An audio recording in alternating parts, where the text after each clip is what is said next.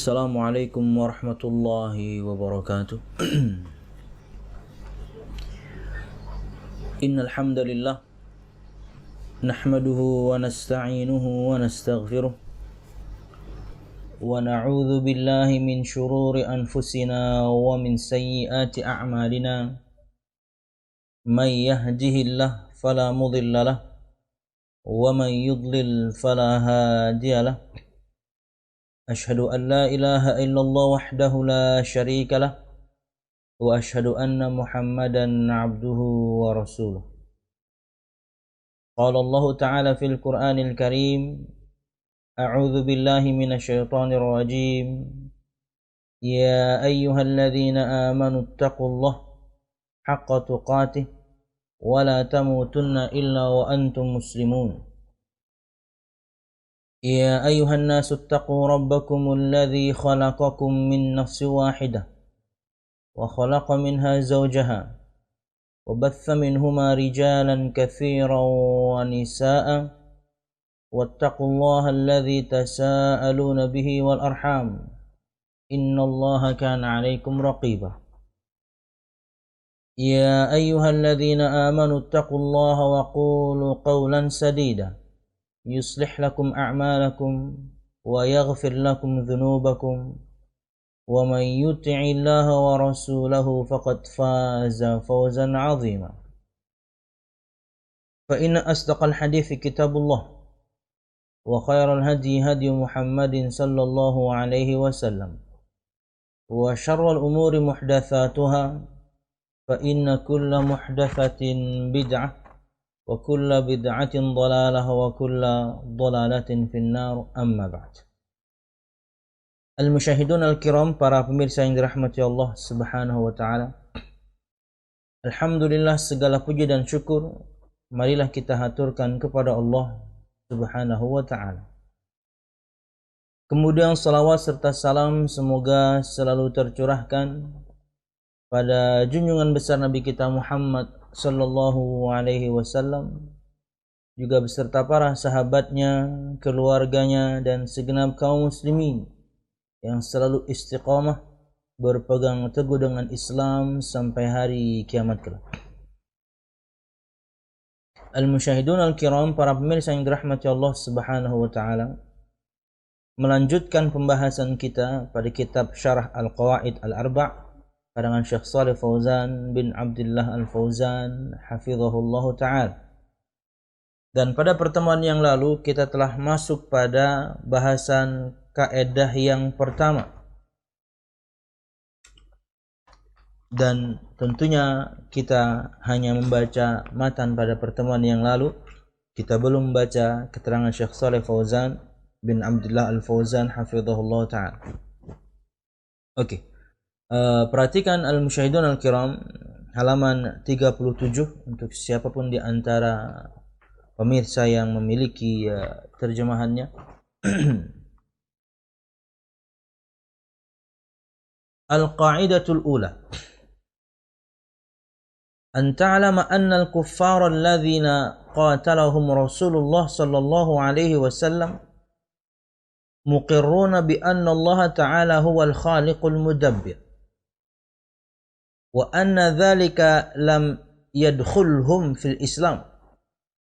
Wa dalilu qawluhu ta'ala: qul man yarzuqukum minas sama'i wal ardi amman yamliku as-sam'a wal absar wa man yukhrijul hayya minal mayyiti wa yukhrijul mayyita minal hayy wa man yudabbirul amra fasayaquluna Allah faqul afala tattaqun.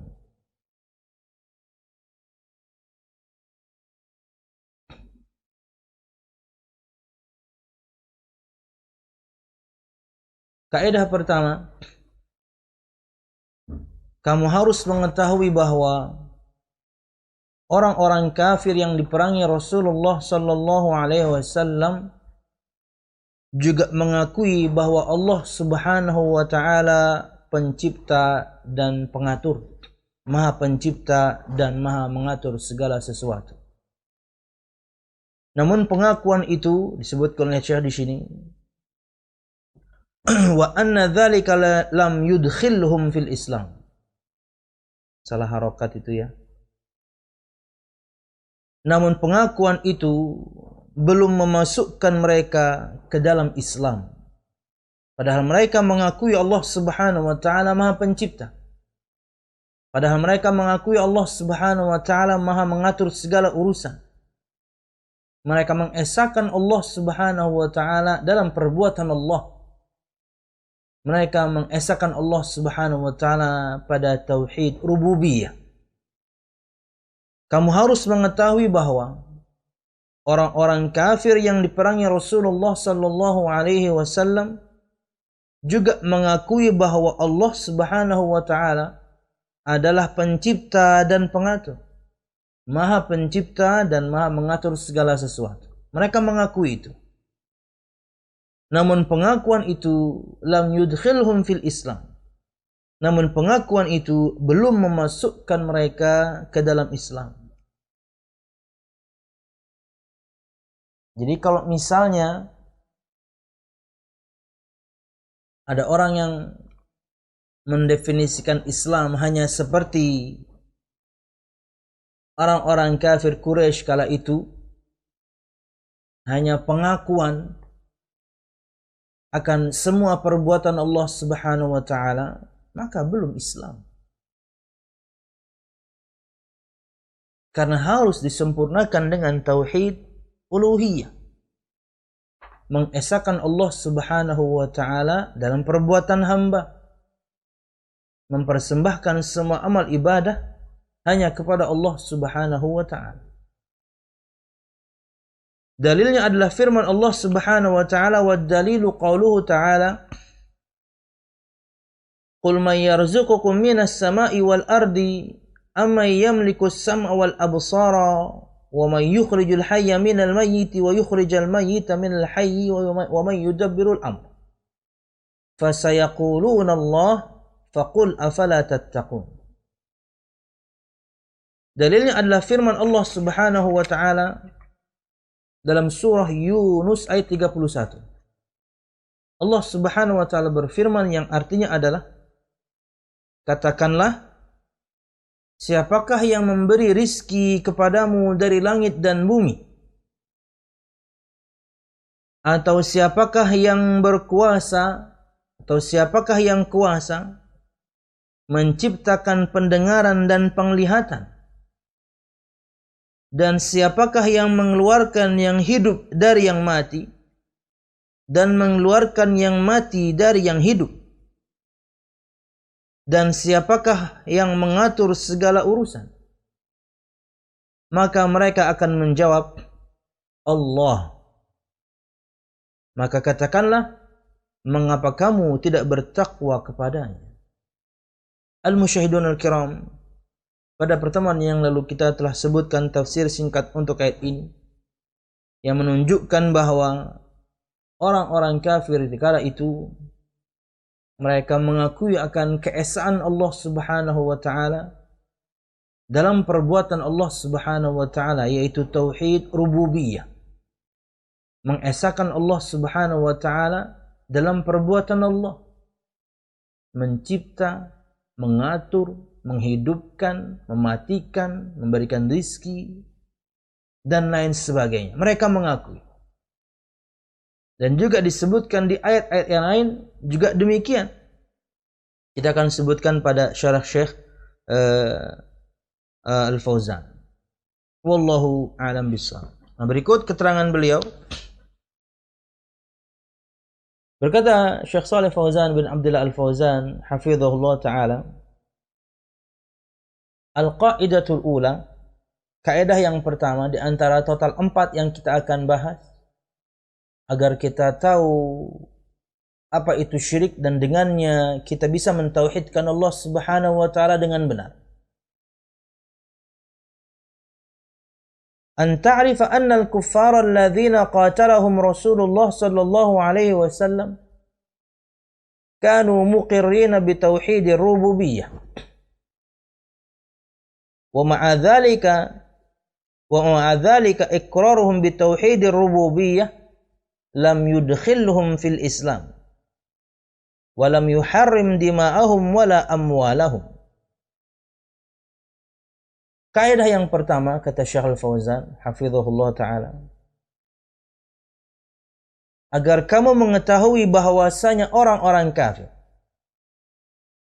yang diperangi Rasulullah sallallahu alaihi wasallam, mereka mengakui tauhid rububiyah, mengesahkan Allah Subhanahu wa taala dalam perbuatan Allah itu sendiri, seperti menghidupkan, mematikan, mengatur segala urusan, memberikan rizki dan lain sebagainya. Wa ma'a dzalika iqraruhum bi tauhidir rububiyah, dan bersama pengakuan mereka terhadap tauhid rububiyah, lam yudkhilhum fil Islam, tidak memasukkan mereka dalam Islam. Mereka bertauhid. Itulah kenapa tauhid harus dibagi menjadi 3, supaya ketahuan siapa yang betul-betul bertauhid dari yang tidak. Kalau cuma kemudian hanya mengakui Allah Subhanahu wa taala dengan semua perbuatannya, orang kafir pun mengakui. Lalu apa bedanya kemudian yang muslim dan yang tidak? Dan pembagian tauhid tentunya berdasarkan istiqra', penelitian yang dalam di kalangan para ulama, disadur dari firman-firman Allah Subhanahu wa taala. Di surah Al-Fatihah saja 3-tiganya itu ada. Alhamdulillahirabbil alamin, arrahmanir rahim, maliki yaumiddin, iyyaka na'budu wa iyyaka nasta'in. Sampai di situ 3 macam tauhid ada. Ada tauhid asma wa sifat Rabbul alamin. Ada tauhid rububiyah, Maliki yaumiddin, Ar-Rahmanir Rahim. Ada tauhid asma wa sifat di Ar-Rahmanir Rahim. Ada tauhid rububiyah, Rabb al-Alamin, Maliki yaumiddin. Dan ada tauhid uluhiyah, Iyyaka na'budu wa iyyaka nasta'in. Hanya kepadamu ya Allah kami menyembah, hanya kepadamu ya Allah kami memohon pertolongan. Jadi di Al-Fatihah saja 3-tiganya sudah ada. Dan ini berdasarkan penelitian yang dalam. Karena kalau tidak, nanti tidak ada bedanya antara yang muslim dan yang tidak. Kalau hanya mengakui bahwasanya Allah Subhanahu wa taala maha segalanya ini, mengesahkan Allah dalam perbuatan Allah sendiri, ya semua juga meyakini. Tapi mereka berbuat syirik. Mereka menyekutukan Allah Subhanahu wa taala. Itulah perlunya tauhid uluhiyah. Hanya kepadamu ya Allah kami menyembah, hanya kepadamu ya Allah kami mohon pertolongan. Nah ini mengesahkan Allah dalam perbuatan hamba. Ini yang mereka tidak miliki. Ini yang dimiliki kaum muslimin. Ini yang semua kita miliki sebagai kaum muslimin. Mempersembahkan semua amal ibadah hanya kepada Allah. Jadi kata Syekh, dengan pengakuan mereka akan tauhid rububiyah, tidak memasukkan mereka ke dalam Islam. Walam yuharrim dima'ahum wala amwalahum, dan tidak mengharamkan darah mereka dan juga harta mereka untuk dibunuh, untuk kemudian diambil. Karena kafir. Jadi boleh diperangi. Karena kalau sudah kemudian Islam, haram darahnya untuk ditumpahkan, haram hartanya untuk dirampas, haram kehormatannya untuk dijatuhkan. Fadalla ala anna at-tauhid laysa huwa al-iqrar bir-rububiyyah faqat. Maka menunjukkan bahwa bahwasanya tauhid bukan cuma mengakui rububiyah Allah Subhanahu wa taala saja. Jadi tauhid itu bukan cuma mengakui semua perbuatan Allah saja, bukan. Wa anna syirka laisa huwa syirku fir rububiyyati faqat, dan bahwasanya syirik pun bukan kemudian kesyirikan dalam rububiyah saja. Meyakini ada yang mencipta selain Allah, ada yang memberi rezeki selain Allah, enggak. Bahkan orang kafir pun tidak melakukan itu. Bal laisa hunaka ahadun asyrak fir rububiyyah illa syawadzun minal khalq. Bahkan, ini benar saja nih kata beliau. Laisa hunaka ahadun, tidak ada seorang pun di luar sana.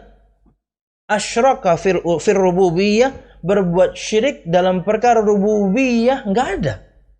Illa syawadzun minal khalq, kecuali orang-orang yang menyimpang, orang-orang yang nyeleneh.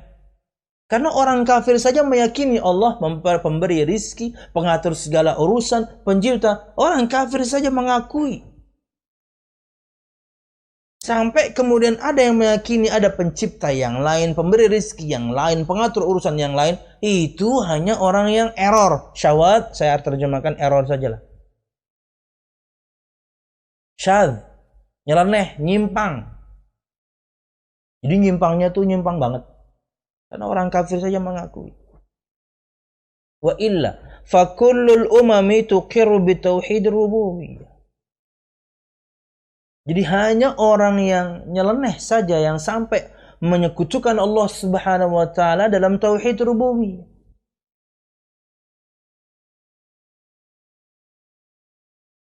Karena di luar itu semua umat mengakui tauhid rububiyah. Hanya orang-orang tertentu yang nyeleneh saja, menyimpang saja, yang sampai berbuat syirik kepada Allah Subhanahu wa taala dalam tauhid rububiyah. Orang kafir aja enggak. Wa tauhidur rububiyyah huwa al-iqraru bi anna Allah huwa al-khaliqur razzaqul muhyil mumitul mudabbir. Atau bi ibaratin akhsar, tauhidur rububiyyati huwa ifradullah ta'ala bi af'alihi subhanahu wa ta'ala.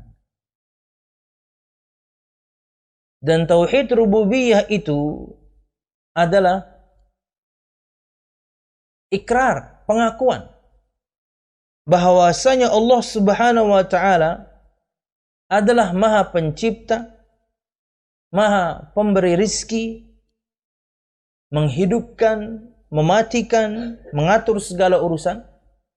Atau dengan ibarah atau dengan definisi yang lebih ringkas, kata Syekh, tauhid rububiyah adalah mengesahkan Allah Subhanahu wa taala dalam perbuatan-perbuatannya Subhanahu wa taala. Mengesahkan Allah dalam perbuatan Allah, itulah tauhid rububiyah. Meyakini bahwasanya Allah Subhanahu wa taala Maha Pencipta, Pemberi rizki, menghidupkan, mematikan, mengatur segala urusan. Orang kafir pun meyakini itu. Semua umat mengakui itu. Kalau kemudian tidak ada pembagian tauhid, makanya semua umat sama. Kecuali segelintir orang yang error ini, yang sampai meyakini ada pencipta yang lain, ada pemberi rizki yang lain, ada pengatur alam semesta yang lain. Itu segelintir. Semua umat meyakini Allah Maha segalanya. Kalau tidak ada pembeda pada perkara tauhid, sama akhirnya. Wallahu a'lam bissawab.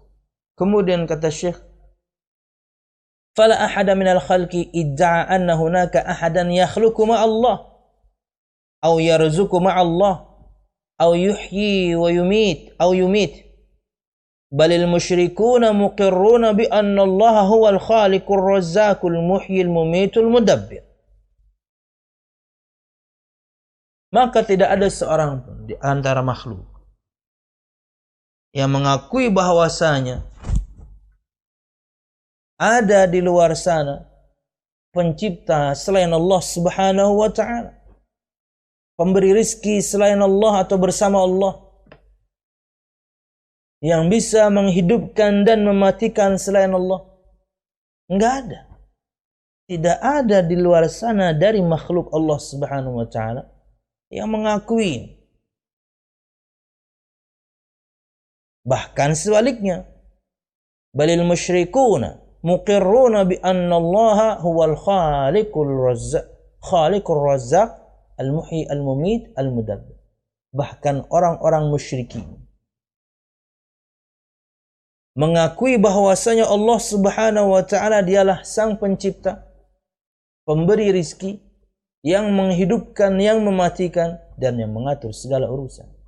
Jadi nggak ada seorang pun, kata Syekh, di luar sana yang mengakui bahwasanya ada orang, ada yang bisa mencipta selain Allah. Walaupun kita sebutkan pada pertemuan yang lalu, kata mencipta itu juga berlaku untuk makhluk. Ya. Tapi kata cipta atau mencipta untuk makhluk itu lebih kepada merubah dari aslinya, modifikasi. Tapi untuk Allah Subhanahu wa taala memang mencipta, mengadakan sesuatu yang tadinya tidak ada. Makanya Nabi Muhammad sallallahu alaihi wasallam bersabda ketika kala itu beliau enggan untuk masuk rumahnya karena kala itu Aisyah radhiyallahu anha masang sarung bantal tapi ada gambar makhluk yang bernyawanya. Ketika Nabi Muhammad SAW enggan untuk masuk, Aisyah tahu dia punya salah. Dan dia pertanyakan, apa salahnya? Dan Nabi Muhammad terangkan. Kala itulah Nabi Muhammad SAW bersabda, sesungguhnya para pembikin gambar-gambar ini, makhluk yang bernyawa. Akan Allah Subhanahu wa taala pertanyakan nanti di hari kiamat dengan pertanyaan tantangan, ahyu ma khalaqtum, hidupkan yang kalian ciptakan. Nah, jadi kata-kata cipta juga terkadang disandarkan kepada manusia, tapi maknanya adalah perubahan, modifikasi, merubah bentuk yang tadinya sudah ada. Batu dipahat jadi patung, kayu dipahat jadi patung, sesuatu kemudian dibentuk jadi patung misalnya. Tapi dinisbatkan kepadanya kata cipta juga, tapi bukan mengadakan sesuatu yang tadinya tidak ada seperti Allah Subhanahu wa taala. Wallahu a'lam bishawab. Jadi tidak ada seorang pun di antara makhluk yang mengakui bahwasanya di sana ada seorang yang bisa mencipta bersama Allah, memberikan rizki bersama Allah, menghidupkan, mematikan. No. Bahkan orang-orang musyrikin, mereka mengakui bahwasanya Allah Subhanahu wa taala dialah sang pencipta, maha pemberi rizki, yang menghidupkan, yang mematikan, dan yang mengatur segala urusan. Orang musyrik pun meyakini. Jadi kalau misalnya ada orang yang nyeleneh tadi sampai meyakini adanya pencipta selain Allah, yang mampu memberikan rizki selain Allah, mampu menghidupkan dan mematikan selain Allah, terlepas dari mukjizat, itu pun perbuatan Allah untuk Nabi Isa menghidupkan, maka dia berarti lebih parah akidahnya dibandingkan orang-orang musyrikin kafirin di zaman Nabi Muhammad SAW. Makanya sering ulama menyampaikan, kalau misalnya kita sampai takut akan rizki, meninggalkan yang haram, postingan tadi pagi ya, Bit. Meninggalkan yang haram, takut akan rizki. Lalu siapa yang kemudian menafkahi, atau siapa yang atau bagaimana saya bisa menafkahi anak saya dan istri saya? Lah, mereka semuanya sudah Allah tanggung lewat Anda. Tapi Anda harus mencari yang halal dengan cara yang halal untuk Anda asupkan ke anak dan istri. Kenapa Anda takut? Sering kita menyampaikan faedah ini. Kalau terseok-seok, iya. Susah dulu, repot dulu, ya iya dong. Puluhan tahun Anda makan yang haram. Maka jalanan terjal dulu yang Anda harus hadapi.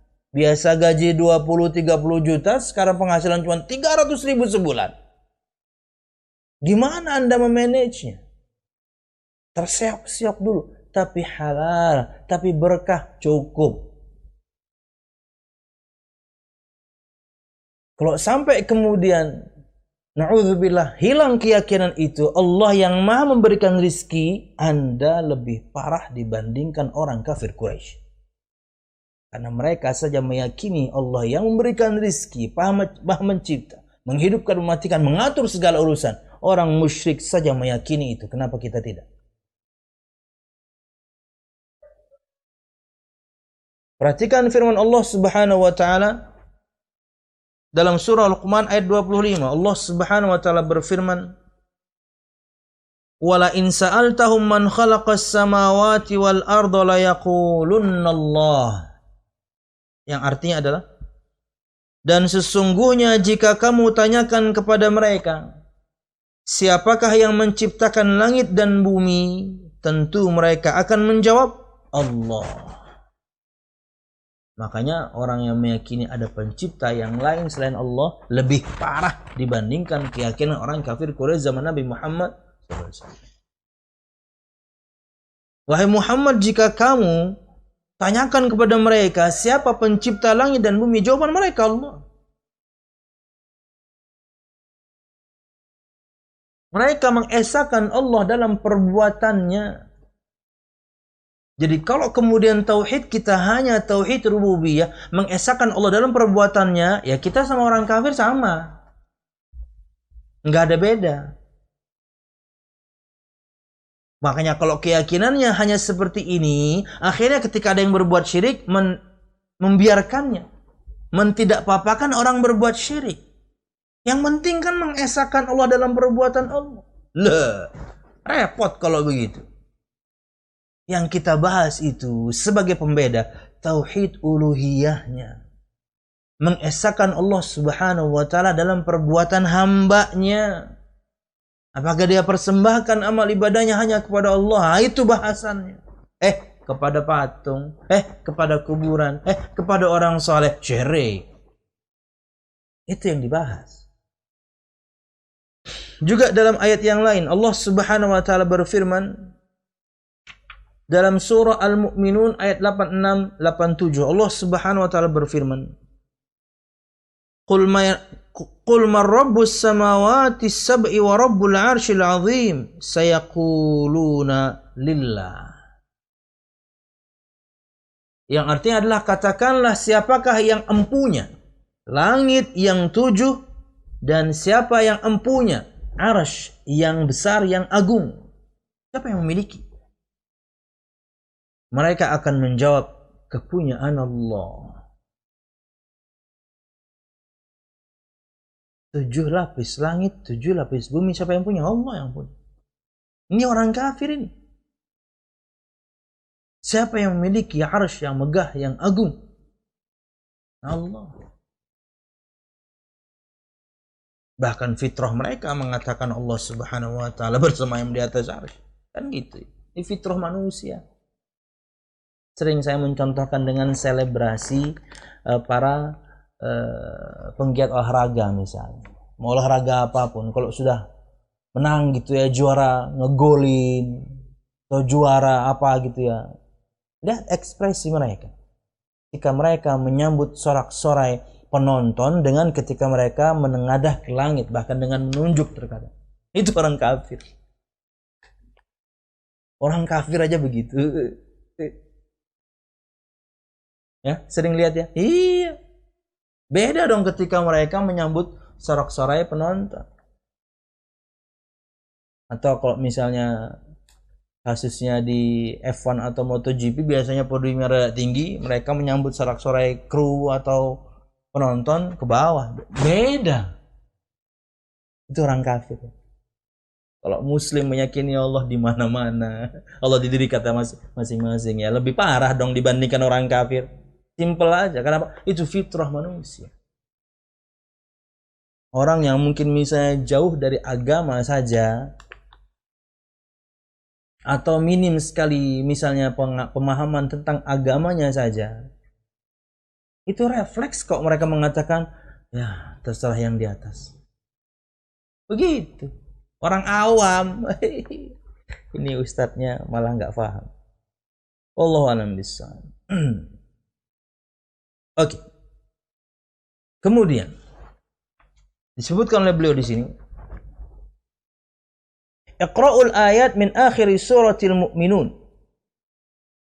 tajiduna anna al-musyrikina kanu muqirrina bi tauhidir rububiyyah. Wa kadzalika fi surati Yunus. Qala ta'ala: Qul ma yarzuqukum minas sama'i wal ardi amma yamliku as-sam'a wal absara wa man yukhrijul hayya minal mayyiti wa yukhrijul mayyita minal hayy wa man yudabbirul amra fasayaquluna Allah. Fahum muqirruna bihadza. Kata Syekh, maka bacalah ayat-ayat di akhir surah Al-Mu'minun. Niscaya kamu akan mendapatkan bahwasanya orang-orang musyrikin mereka mengakui tauhid rububiyah. Dan juga di surah Yunus yang menjadi bahasan kita, yang menjadi matan oleh Syekh Muhammad bin Abdul Wahhab dalam kaidah pertama ini, inilah ayat yang beliau gunakan untuk di matannya, yaitu firman Allah Subhanahu wa taala dalam surah Yunus ayat 31. Allah berfirman yang artinya adalah, katakanlah, siapakah yang memberi rizki kepadamu dari langit dan juga bumi, air hujan, tumbuh-tumbuhan? Atau siapakah yang kuasa menciptakan pendengaran dan penglihatan, nikmat, hingga kemudian kita bisa mendengar, nikmat, hingga kemudian kita bisa melihat? Ini Allah yang ciptakan semuanya. Dengan kekompleksannya, kompleks, dengan jaringan yang sangat kompleks. Mata ini, dan juga keunikan telinga dengan pendengaran, dengan gendang telinga itu, Allah yang ciptakan semuanya. Dan siapakah yang mengeluarkan yang hidup dari yang mati, dan sebaliknya mengeluarkan yang mati dari yang hidup? Banyak hal tentunya. Contoh mudah ya, telur jadi ayam, kan gitu. Dan nanti kemudian semua kita Allah bangkitkan kembali ketika dibangkitkan di padang mahsyar. Udah mati kita, dihidupkan kembali. Allah semuanya yang bisa melakukan. Kemudian siapakah yang mengatur segala urusan? Terbitnya matahari, tenggelamnya, munculnya bulan, hilangnya, munculnya bintang gemintang, macam-macam, mengatur segala urusan. Berputarnya waktu, berputarnya hari, berputarnya bulan, dan segala urusan. Siapa? Mereka akan menjawab Allah. Nah, ini orang-orang kafir. Fahum muqirruna bihadza. Mereka orang-orang kafir Quraisy kala itu, mereka meyakini ini tauhid rububiyah ini. Syekh melanjutkan, فليس التوحيد هو الإقرار بتوحيد الربوبية كما يقول ذلك علماء الكلام والنظار في عقائدهم، فإنهم يقرون بأن التوحيد هو الإقرار بأن الله هو الخالق الرزاق المحيي المميت، فيقولون واحد في ذاته لا قسيم له، واحد في صفاته لا شبيه له، واحد في أفعاله لا شريك له، وهذا هو توحيد الربوبية.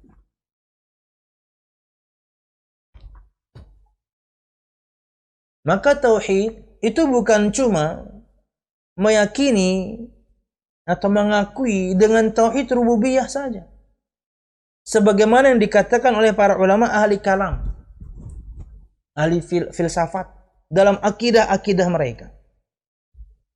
Karena sesungguhnya mereka meyakini, karena sesungguhnya mereka mengakui bahwasanya tauhid itu adalah meyakini bahwasanya Allah Subhanahu wa taala dialah sang pencipta, sang atau yang maha memberikan rizki, yang menghidupkan, yang mematikan. Dan mereka mengatakan Allah itu esa dalam zatnya, tidak ada kemudian qasim, tidak bisa diduakan. La qasima lahu, tidak bisa terpecahkan, dia esa dalam zatnya.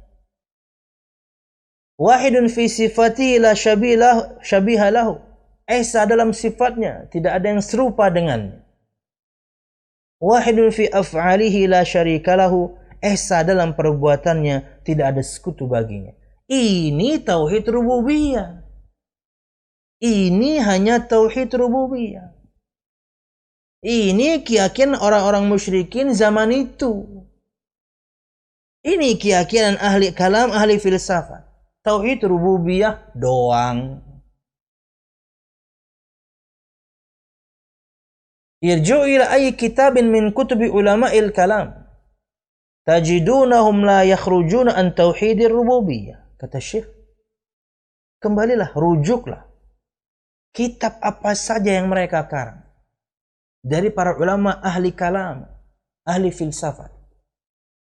Maka kamu akan dapatkan, kata Syekh, bahwasanya definisi mereka, keyakinan mereka, pengakuan mereka tidak keluar dari tauhid rububiyah. Itu doang. Mengesahkan Allah dalam perbuatan Allah. Wa hadza laisa huwa at-tauhidul ladzi ba'atha Allah bihi ar-rusul. Dan ini bukanlah tauhid yang dengannya Allah Subhanahu wa taala mengutus semua rasul. Wal iqraru bihadza wahdah la yanfa' sahibahu. Dan meyakini tauhid yang satu ini saja, tauhid rububiyah saja, mengesahkan Allah dalam perbuatan Allah saja, tidak bermanfaat untuk pelakunya. Lianna hadza aqarra bihil musyrikuna wa sanadidul kafarah. Karena keyakinan seperti ini orang musyrik pun meyakininya. Karena keyakinan seperti ini orang kafir pun meyakininya. Untuk apa Allah kemudian utus para rasul kalau kemudian dengan satu keyakinan sama-sama orang musyrik, sama dengan orang kafir? Ya enggak usah diutus saja tuh rasul. Kenapa? Yang disampaikan sama aja kok. Nggak ada gunanya diutusnya para rasul. Makanya kata Syekh, dan ini bukan tauhid yang dengannya Allah mengutus semua para rasul. Walam yukhrijuhum minal kufr. Dan tidak mengeluarkan mereka dari kekufuran mereka. Walam yudkhilhum fil Islam. Dan tidak memasukkan mereka dalam Islam. Fahadha ghalatun azimun. Maka ini adalah kesalahan yang besar. Hanya meyakini tauhid rububiyah, hanya mengesahkan Allah dalam perbuatan Allah. Bukan itu tauhid yang Allah utus dengannya para rasul. Karena kalau cuma itu, apa bedanya dengan keyakinan orang-orang musyrikin dan kafirin? Karena mereka meyakini itu, tapi tidak mengeluarkan mereka dari kekafiran mereka. Karena mereka meyakini itu, tapi tidak membuat mereka masuk ke dalam Islam. فمن اعتقد هذا الاعتقاد ما زاد على اعتقاد أبي جهل وأبي لهب فالذي عليه الآن بعض المثقفين هو تقرير توحيد الربوبية فقط ولا يتطرقون إلى توحيد الألوهية وهذا غلط عظيم في مسمى التوحيد. Maka barang siapa yang meyakini dengan keyakinan ini, maka dia tak kurangnya, dia tidak lebih dari Abu Jahal, dari Abu Lahab. Sama. Kalau meyakini tauhid rububiyah saja, maka Anda ya kayak Abu Jahal, kayak Abu Lahab. Sama. Karena mereka meyakini itu. Falladhi alaihi al-an ba'dal muthaqqafina, yang di atasnya sekarang berpijak orang-orang muthaqqaf, ahli pendidikan, ahli kebudayaan. Thaqafah itu budaya. Muthaqqaf itu orang yang berbudaya. Lebih kepada, kalau definisi lebih detailnya, muthaqqaf itu yakni al-thaqafah al-akhdhu bi kulli ilmin bi tarfin. Saya ingat di pelajaran waktu di pesantren dulu. Al-thaqafah itu adalah mengambil semua ilmu sedikit. Jadi tahu segala hal tapi sedikit. Di sini kita terjemahkan dengan ahli pendidikan, ahli budaya, budayawan. Maka mereka sekarang berpijak ya di atas tauhid ini, mengesahkan Allah Subhanahu wa taala dalam perbuatan Allah saja. Mereka hanya meyakini tauhid rububiyah. Dan mereka tidak berusaha kemudian yatatarraquna ila tauhidir rububiyah. Tidak berusaha kemudian menuju atau masuk atau membahas untuk meyakini tauhid uluhiyah, enggak. Jadi sama aja kayak Abu Lahab. Sama kayak Abu Jahal. Kalau cuma tauhid rububiyah. Wa hadza ghalatun 'azimun fi musamma tauhid, dan ini adalah kesalahan yang besar dalam pembahasan tauhid. Wallahu a'lam bishawab. Wa amma syirku fayaqulun, sedangkan syirik maka mereka mengatakan, huwa an ta'taqida anna ahadan yakhluqu ma Allah aw yarzuqu ma Allah. Bahwasanya syirik itu adalah engkau meyakini ada seseorang yang mencipta bersama Allah, ada seseorang yang memberikan rezeki bersama Allah. Itu syirik namanya. Naqulu hadha ma qalahu Abu Jahal wa Abu Lahab. Ma qalu anna ahadan yakhluqu ma Allah wa yarzuqu ma Allah, bal hum muqirruna bi anna Allah wal khaliq ar-razzaq al-muhyi al-mumit.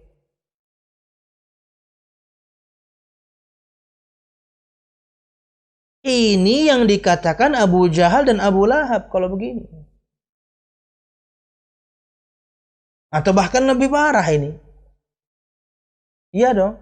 Karena mereka mengatakan bahwasanya tidak ada yang mencipta bersama Allah, tidak ada yang memberikan rizki bersama Allah. Mereka meyakini bahwasanya Allah yang maha mencipta, yang maha memberikan rizki, yang menghidupkan dan mematikan. Jadi lebih parah kalau misalnya meyakini syirik hanya seperti itu.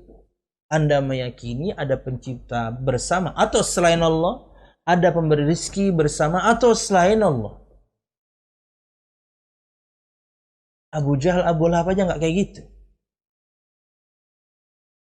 Mereka tidak mengatakan ada seorang yang bisa mencipta selain Allah.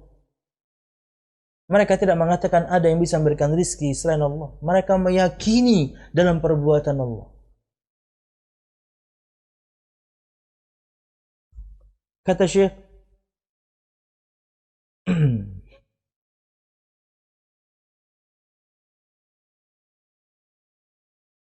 ya udah habis keterangan saya.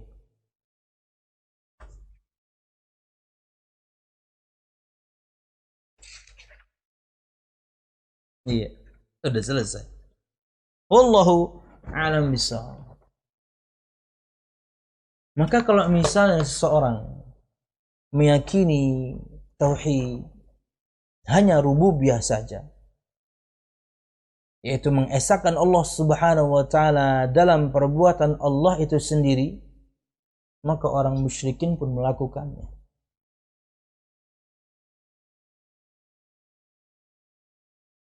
Dan kalau kemudian Anda meyakini bahwa syirik itu adalah engkau meyakini ada orang yang mencipta selain atau bersama Allah, ada yang memberikan rizki selain atau bersama Allah, maka berarti lebih parah dibandingkan orang kafirin, musyrikin, lebih parah dibandingkan Abu Jahal, Abu Lahab waktu itu. Karena mereka tidak meyakini itu. Hanya orang yang nyeleneh, kata Syekh, yang error sekali menyimpang, yang meyakini hal demikian. Musyrikin saja, kafirin saja meyakini. Bahkan kata Syekh ini semua umat meyakini akan perbuatan Allah Subhanahu wa taala. Dan seperti inilah juga kemudian keyakinan ahli kalam. Dan mereka tidak pernah bahas tauhid uluhiyah, itulah inti. Jadi inilah kaidah. Inilah kaidah yang pertama. Bahwasanya yang namanya tauhid bukan tauhid rububiyah saja. Anda harus tahu jenis tauhid yang lain, yang dengannya kemudian Anda berbeda, menjadikan Anda keluar dari kekafiran, menjadikan Anda masuk ke dalam Islam, yaitu mengesahkan Allah dalam perbuatan hamba, mempersembahkan semua amal ibadah hanya kepada Allah Subhanahu wa ta'ala. Wallahu a'lam bishawab. Al-musyahidun al-kiram, saya ingin tambahkan faedah dari keterangan Syekh Asy-Syatri untuk bahasan ini, dan kitabnya juga sudah diterjemahkan oleh Al-Ustadz Al-Fadil Muflih Safitra hafizahullah ta'ala.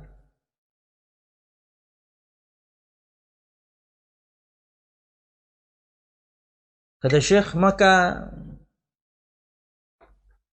semua ini adalah dalil, atau maka ini semua adalah dalil-dalil yang menunjukkan beberapa hal berikut ini. 1. Pengakuan terhadap tauhid rububiyah tidak cukup tanpa tauhid uluhiyah. Ini faedah yang pertama yang beliau sampaikan. Dan inilah keterangan tambahan tentunya, yakni yang tidak ada di Syekh Shalih Fauzan. Beliau terangkan secara umum. Syekh Fathri berikan poin. Pengakuan terhadap tauhid rububiyah tidak cukup tanpa tauhid uluhiyah. Jadi mengakui keesaan Allah dalam perbuatannya nggak cukup.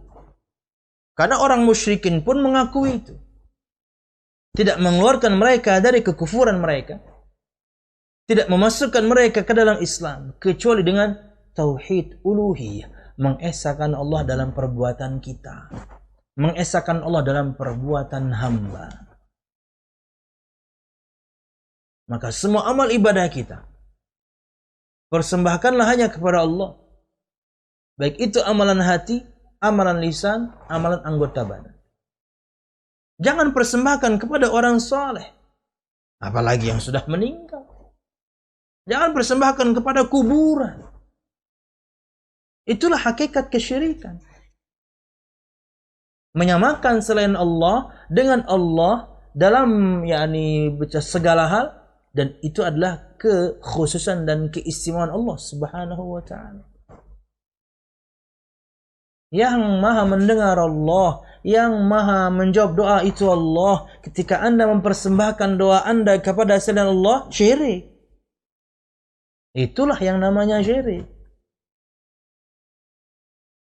Bukan meyakini ada pencipta selain Allah, bukan meyakini ada pemberi rezeki selain Allah. Itu orang error saja yang begitu. Orang yang nyeleneh saja yang meyakini begitu. Kaum musyrikin kafirin zaman Nabi Muhammad aja nggak kayak gitu meyakini. Mereka meyakini Allah Subhanahu wa taala sang pencipta, mengatur segala urusan, menghidupkan dan mematikan. 2. Tauhid rububiyah menuntut adanya penyembahan kepada Allah Subhanahu wa taala semata. Tauhid rububiyah menuntut adanya penyembahan kepada Allah semata, jangan sembah yang lain. Ketika seorang mengesahkan Allah dalam perbuatan Allah, bahwasanya Allah Subhanahu wa taala, contoh Al-Khaliq, sang pencipta atau Maha Pencipta, harusnya Anda persembahkan amal ibadah Anda hanya kepada yang Maha Mencipta, bukan kepada yang lain. Bukan kepada makhluk, setinggi apapun level dia, makhluk tersebut. Apakah dia nabi sekalian atau dia malaikat, tetap makhluk itu namanya. Jadi kata Syekh, tauhid rububiyah menuntut adanya penyembahan kepada Allah semata, bukan nyembah yang lain. Disitulah kemudian terjerumusnya orang-orang kafir Quraisy, musyrikin, bahkan mungkin sampai zaman sekarang, ketika memaknai tauhid hanya tauhid rububiyah tapi tidak tahu konsekuensinya, yaitu mempersembahkan ibadah hanya kepada Allah semata, yaitu tauhid uluhiyah. 3. Semata-mata mengakui adanya tauhid rububiyah tanpa pengakuan terhadap tauhid uluhiyah, mengesahkan Allah dalam perbuatan hamba, tidak akan membuat seseorang dianggap masuk ke dalam Islam. Tetap kafir dia. Tidak mengeluarkan dia dari kekafirannya, tetap kafir. Tidak membuat dia masuk ke dalam Islam, menjadi muslim, kalau tanpa pengakuan tauhid uluhiyah. Wallahu a'lam bishawab. Keempat, kata Syekh, tidak dibenarkan menafsirkan kalimat la ilaha illallah hanya dengan makna tauhid rububiyah. Sebagaimana orang menafsirkan kalimat ini hanya sekedar tiada pencipta selain Allah. Nggak cukup. Tidak ada yang memberikan rizki dan mengatur para makhluk selain Allah. Nggak cukup. Ini adalah penafsiran yang salah. Allah Subhanahu wa taala berfirman tentang keadaan orang-orang musyrik. Dalam surah As-Saffat ayat 35-36 Allah berfirman, Innahum kanu idza qila lahum la ilaha illallah yastakbirun wa yaquluna a inna latariku alihatana li syairin majnun. Sesungguhnya mereka dahulu apabila dikatakan kepada mereka la ilaha illallah, tiada Tuhan yang berhak disembah melainkan Allah, mereka menyombongkan diri. Dan mereka berkata, apakah sesungguhnya kami harus meninggalkan sesembahan-sesembahan kami karena orang penyair gila ini? Padahal mereka sendiri tahu Nabi Muhammad bukan penyair. Padahal mereka tahu Nabi Muhammad bukan orang gila. Tapi itulah yang mereka buat. Mereka sematkan gelar yang buruk untuk Nabi Muhammad SAW. Karena penyair biasanya ngawur. Orang gila apalagi. Karena penyair biasanya yang ngarang. Orang gila apalagi. Padahal mereka tahu itu. Karena berdasarkan kesepakatan mereka, yang paling dekat Nabi Muhammad SAW itu tukang sihir. Karena kalau penyair mereka tahu Nabi Muhammad bukan ahli syair. Baca tulis saja Nabi Muhammad gak bisa. Gila, apalagi gila. Masa mereka kemudian amanahkan harta mereka yang paling berharga, yaitu binatang ternak, untuk digembalakan orang gila? Ya, gak bakal. Mereka tahu Nabi Muhammad gak gila. Kata Al-Walid bin Mughirah, yang paling dekat, laqab buruk yang bisa kita sematkan untuk si Muhammad SAW, ya tukang sihir. Padahal dia juga tahu Nabi Muhammad bukan tukang sihir. Tapi itu yang paling dekat. Hingga kemudian dia utus semuanya untuk kemudian menjaga di perbatasan kota agar menghabarkan kepada siapapun yang ingin masuk ke Mekah dengan satu berita, hati-hati di Mekah ada orang namanya Muhammad, dia ngaku nabi dia. Hati-hati jangan dengerin dia. Dia tukang sihir. Pokoknya jangan dengerin dia. Kamu kalau dengarkan dia, kamu bisa berpisah dari keluargamu, kamu bisa cerai dari istrimu. Karena dia tukang sihir. Itu yang paling bisa mereka kemudian sematkan untuk Nabi Muhammad SAW. Tapi nggak mempan ya, nggak mempan. Apalagi kemudian penyair gila, apalagi. Mereka sebarkan Nabi Muhammad tukang sihir aja, orang tetap mendengarkan Nabi Muhammad kok. Dan juga ada yang tidak sih. Wallahu a'lam bishawab.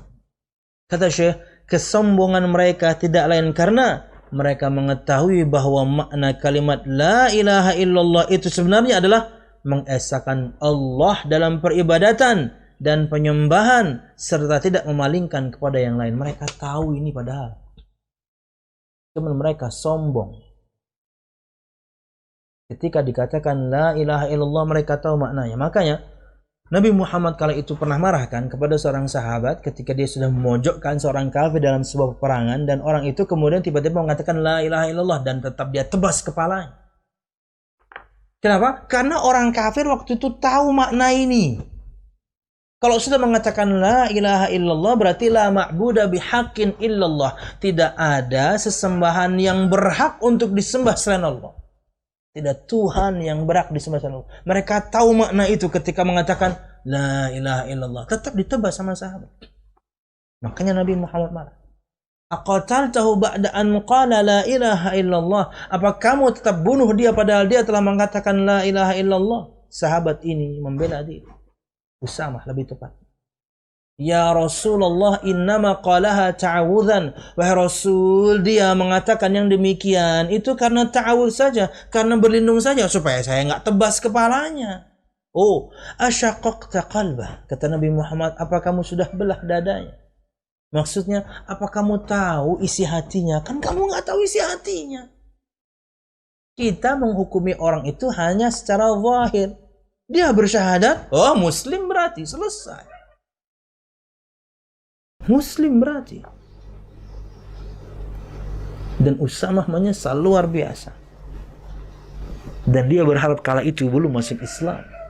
Kenapa? Karena dimarahi Nabi Muhammad itu sangat menyakitkan.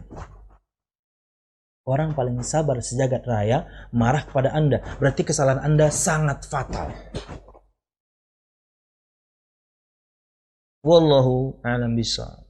Kesombongan mereka tidak lain karena mereka mengetahui bahwa makna kalimat la ilaha illallah sebenarnya adalah mengesahkan Allah dalam peribadatan dan penyembahan, serta tidak memalingkannya kepada yang selainnya. Tahu mereka ini, tapi mereka menyombongkan diri.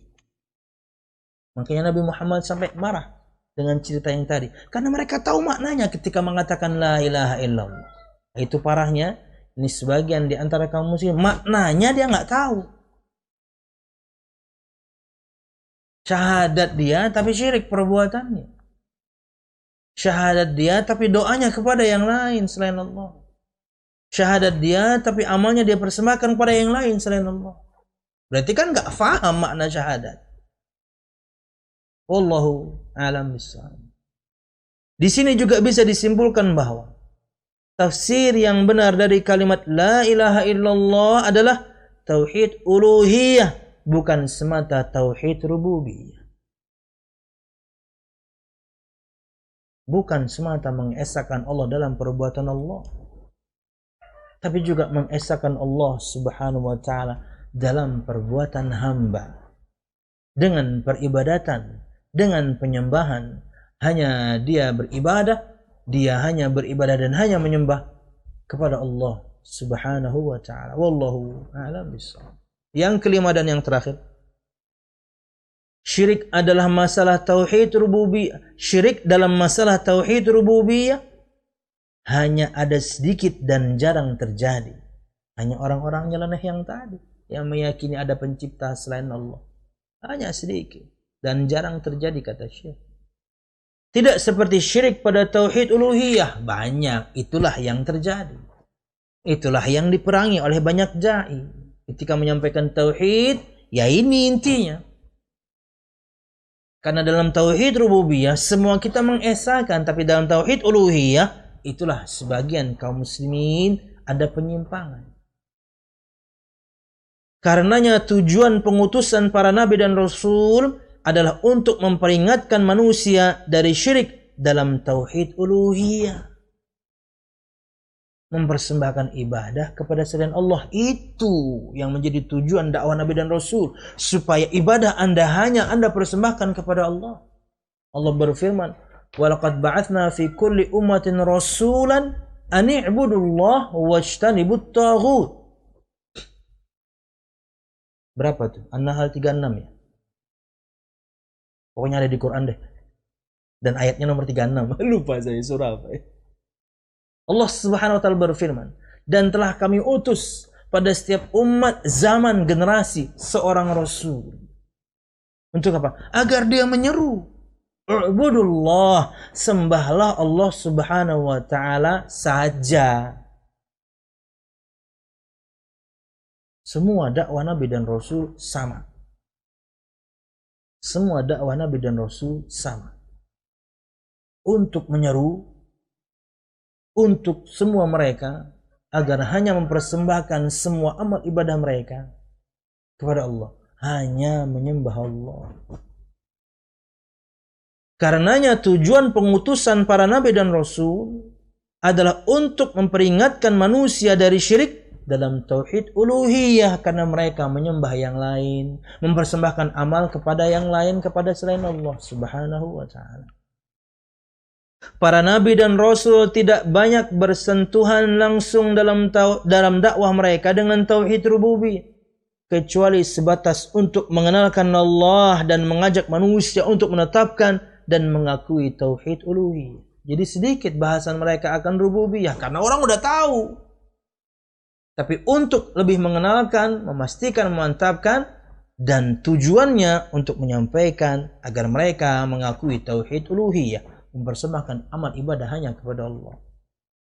Hal ini dikarenakan orang-orang di zaman itu juga menetapkan tauhid rububiyah ini. Maka dari itu mereka tidak terlalu butuh untuk mendakwahi manusia dalam masalah ini kecuali pada saat memang dibutuhkan sedikit. Karena orang musyrikin sudah mengakui tauhid rububiyah, maka bahasan mereka enggak banyak.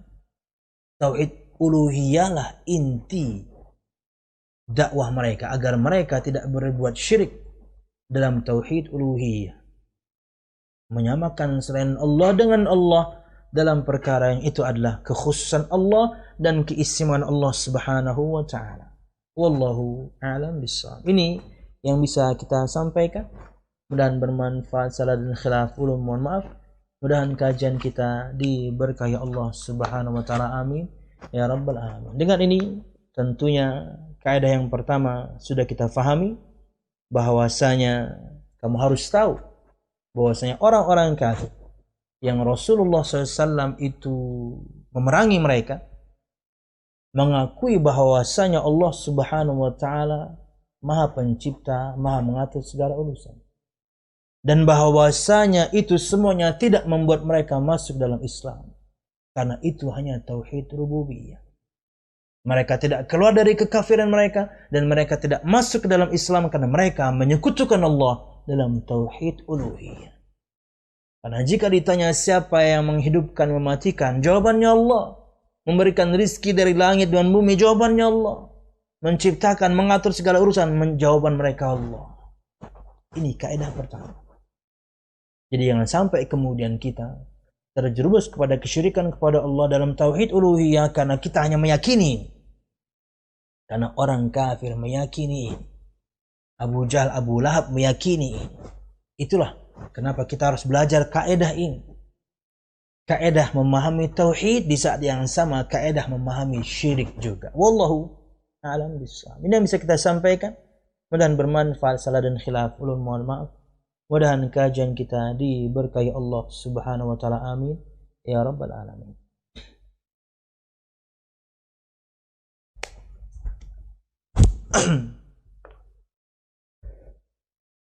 Pertanyaan dari Rifkon.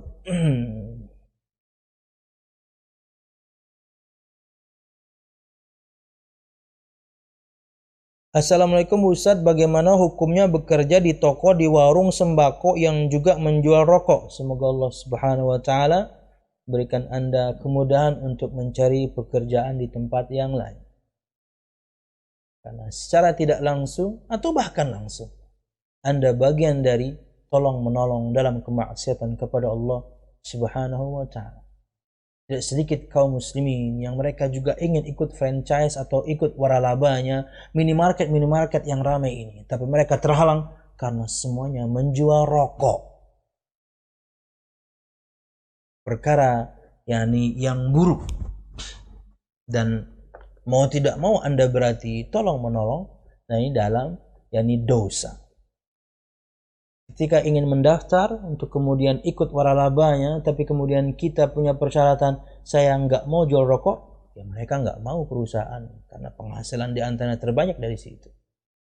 Wallahu a'lam bishawab. Semoga Allah mudahkan Anda untuk kemudian mencari rezeki di tempat yang lain. Karena Anda tolong menolong dalam keburukan dan yang Anda hasilkan buruk karena menjual sesuatu yang diharamkan oleh Allah Subhanahu wa taala. Wallahu a'lam bishawab. Susah memang, tapi bumi Allah luas. Berat memang, tapi rezeki Allah luas. Wallahu a'lam bishawab. Barakallahu fiikum.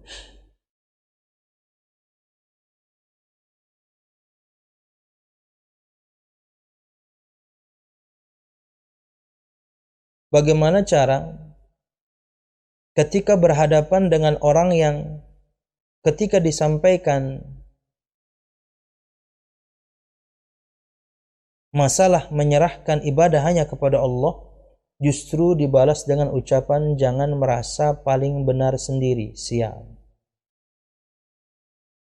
Jadi kalau Anda bertanya bagaimana cara berhadapan, tugas Anda kan sudah selesai. Habis itu Anda nggak usah berhadapan lagi udah. Kita meyakini kebenaran yang kita pelajari. Itu perkara yang lumrah kok. Meyakini kebenaran yang kita pelajari dari sumbernya dengan pemahaman yang benar, itu perkara yang lumrah kok. Ini istilah-istilah jargon-jargon dari iblis hingga kemudian menyurutkan dakwah Anda. Jangan merasa paling benar sendiri. Terus yang benar apa?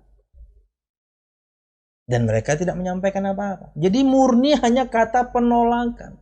Murni hanya kata kesombongan. Ketika ada yang menasihati mereka dengan satu nasihat, hukum asalnya mereka menolak dari awal. Karena kesombongan yang mereka miliki. Tapi mereka punya jargon, jangan merasa paling benar sendiri. Lah Anda bagaimana? Kalau misalnya yang mengatakan demikian, misalnya masih menjalankan ibadah A, B, C, dan D. Dari mana Anda tahu itu benar? Dari belajar kan? Dan kemudian Anda meyakini itu benar kan? Iya, sama berarti. Lumrah aja. Tapi ingat, semuanya bisa dipertanggungjawabkan. Dalil yang Anda sampaikan, firman Allah, sabda Nabi Muhammad dengan pemahaman salafus saleh, bisa Anda pertanggungjawabkan. Bukan katanya, bukan hanya ikut-ikut. Itulah kemudian ilmu. Jangan merasa paling benar sendiri. Oke, yang kamu yakini apa? Ya, nggak kayak gitu. Iya apa? Dan berikan kemudian landasan ilmiahnya, firman Allahnya, sabda Nabi Muhammadnya dengan pemahaman salafus salehnya. Ayo. Nggak ngomong. Berarti kan basicnya Anda hanya menolak saja. Tapi ini jargon Anda untuk menyurutkan dakwah teman Anda. Semoga Anda istiqomah dalam berdakwah dan yang lain mendapatkan hidayah Allah Subhanahu wa taala. Ini hanya jargon iblis yang melalui kaki tangannya di antara manusia ingin menyurutkan dakwah orang yang berdakwah.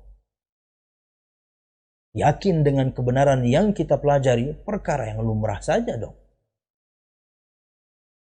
Kayak saya atau ulun misalnya, ragu dengan yang saya sampaikan, ya ngapain dakwah kalau begitu? Setiap selesai pengajian saya katakan, pemirsa, yang saya sampaikan barusan 1 jam, saya nggak tahu benar atau enggak. Ya terserah lah, situ bisa atur sendiri, situ bisa ngukur sendiri. Anda meyakini, ya silakan, enggak, saya sendiri nggak yakin. Apa ada yang nonton kemudian dakwain?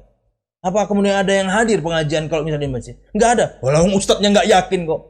Yakin. Kenapa? Karena semuanya bisa dipertanggungjawabkan. Firman Allah yang kita sampaikan, baca tafsirnya. Sabda Nabi Muhammad yang kita sampaikan, baca syarahnya. Dari ulama salafus saleh. Wallahu a'lam bishawab. Kemudian ada pertanyaan kemarin nih, Pit, gak apa ya? Karena baru kebuka nih. Wah, panjang lagi nih. Assalamualaikum Ustaz. Waalaikumsalam. Kami 9 bersaudara. Semasa abah kami hidup, abah ada memberikan surat hibah tanah kepada salah satu saudara perempuan kami. Akan tetapi untuk bangunan di atasnya dijadikan sidin sebagai rumah kami bersama. Sampai meninggal, saudara perempuan kami tinggal di sana bersama keluarganya. Sepeninggal beliau, kami sepakat mau menjual rumah tersebut. Kami mau menanyakan bagaimana hukum mantan suami yang belum mau pindah dari rumah mereka bersama tersebut. Mengingat sudah 5 tahun yang lalu, saudara perempuan kami meninggal dan belum ada tanda-tanda mau meninggalkan rumah. Jika bangunan di atasnya dijual, adakah hak anak dari almarhumah 1 orang perempuan? Maaf Ustaz, pertanyaannya banyak. Bukan banyak, panjang. Barakallahu fikum. Apa saja yang ditinggalkan orang tua Anda itu adalah warisan. Ketika beliau hidup kemudian beliau memberikan hadiah, itu namanya hibah. Dan itu harus rata. Posisikan Anda sekarang sebagai orang tua dan Anda punya harta, dan ketika Anda hidup Anda ingin memberikan hadiah kepada anak Anda, maka rata harus sama. Walaupun mungkin dengan porsi yang berbeda bisa jadi. Harus dikasih semua, anak laki-laki perempuan. Baju semua, tapi biasanya dengan uang 100.000 baju perempuan nggak kebeli, 200.000, tapi semuanya dapat hadiah baju. Tapi kalau sudah meninggal, maka yang ditinggalkan dari harta Anda, para orang tua, itu warisan.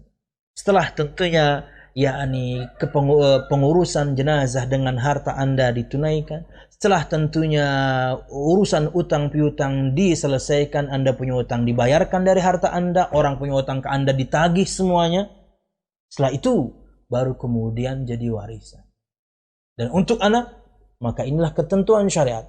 Laki-laki 2 kali lipat perempuan. Wallahu a'lam bishawab. Termasuk diantaranya aset. Harus diuangkan, harus dijual.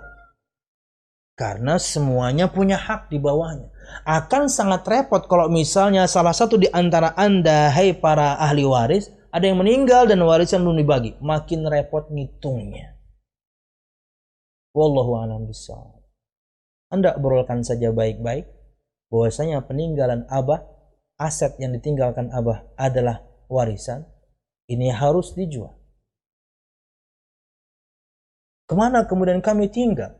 Anda harus carikan jalan keluar. Bisa ngontrak dulu, selama ini dijual. Atau kemudian, saya akan bayar rumah ini. Kala itulah Anda harus taksir harganya. Dan kemudian para ahli waris mendapatkan haknya. Dan dia menempati tempat tersebut. Tapi dia sudah mengatakan dia yang membelinya. Karena dia menantu di sini. Bukan ahli waris.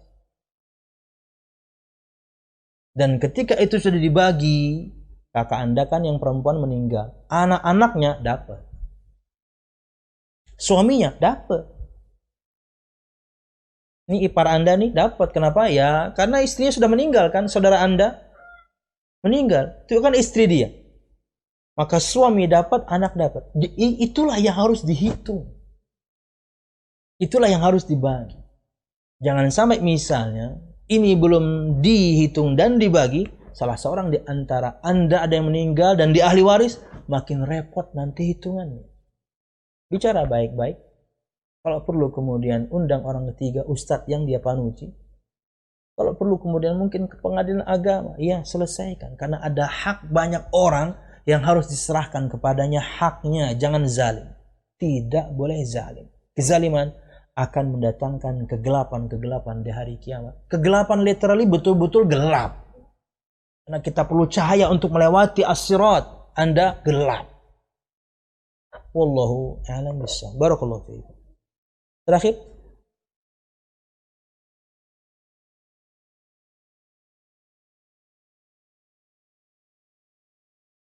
Assalamualaikum Ustaz. Waalaikumsalam. Apakah menundukkan pandangan dengan niat agar dapat istri salehah itu masuk pada niat ibadah bukan selain Allah? Gini aja ya. Menundukkan pandangan itu perintah Allah, lakukan. Hasil dari itu sudah pasti. Anda menjaga diri Anda menjaga kehormatan Anda menjadi laki-laki yang saleh, mesti dapat wanita salehah. Anda menjadi wanita saleh mesti dapat laki-laki yang baik, yang saleh agama dan akhlaknya.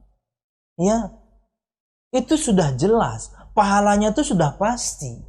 Tapi tugas kita lakukan perintah saja, tinggalkan larangan. Lakukan perintah, tinggalkan larangan, maka pahala di balik itu, kebaikan dari perintah Allah yang kita lakukan, keburukan dari larangan yang kita tinggalkan sudah jelas. Jadi niatnya betul-betul dari awal ingin mentaati Allah Subhanahu wa ta'ala. Wallahu a'lam bishawab. Anda ingin mendapatkan tuan putri, Anda harus jadi pangeran. Anda ingin mendapatkan ratu, Anda harus jadi raja. Dan juga berlaku sebaliknya. Ingin wanita yang saleh, Anda harus jadi orang saleh. Ingin mendapatkan perempuan yang baik, Anda harus jadi baik. Dan berlaku sebaliknya. Perintah Allah lakukan, larangan Allah tinggalkan. Di antaranya ada perintah kita untuk menundukkan pandangan.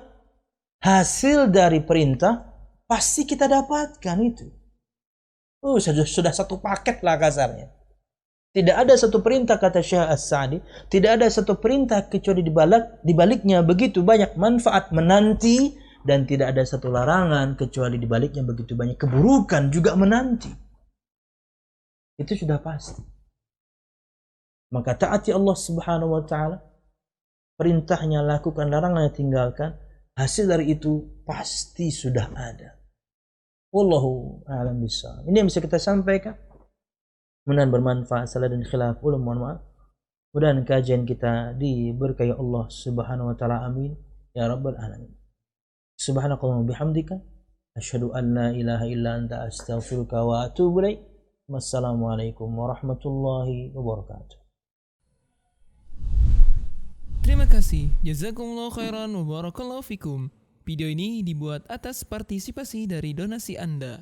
Semoga menjadi amal jariah bagi Anda semuanya.